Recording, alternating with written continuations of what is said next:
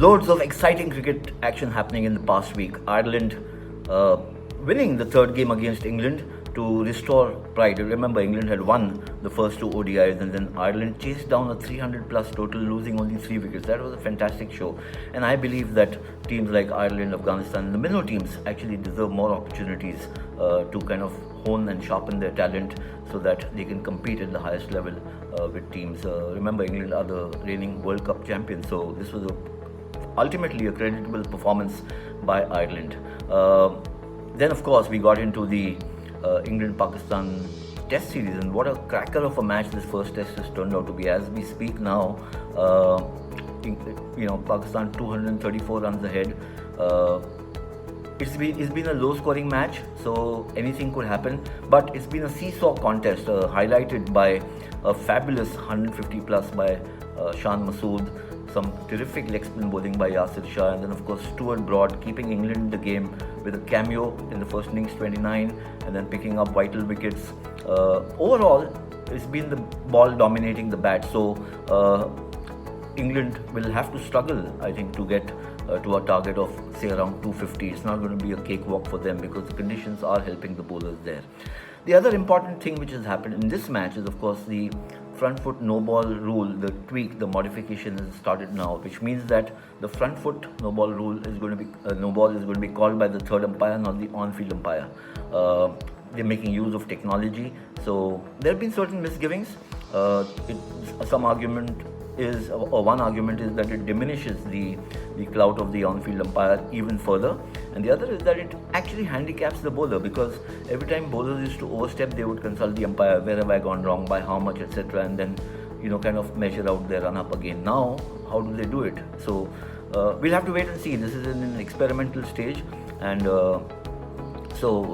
but I personally think that any technology which helps make the game fairer and makes for better viewing should be pursued. Moving on to the Caribbean Premier League, it's going to start in a few days' time.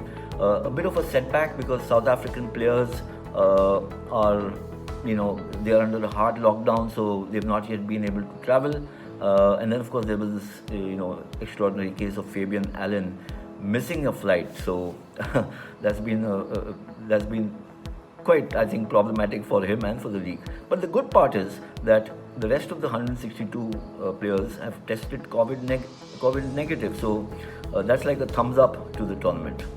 Finally, moving on to the BCCI's SOP, standard operating procedures for the IPL, and these are important, so I'll just list down the highlights of what it means. Separate hotel for each franchise. Players allowed to meet teammates only after 3 rounds of tests. This is very, very important.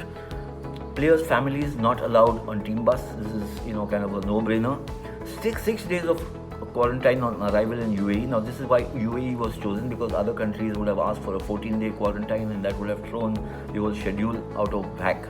And then, of course, the final one is the breach of biosecure environment will be punishable. It has to be. I mean, one small mistake, one foolhardy step, and it could bring the whole tournament crashing down. We saw what happened with Jofra Archer in the England versus West Indies series, when after the first test he broke the biosecure environment, went off on his own, and had to miss the second test match and also pay a £15,000 fine. We don't want that happening.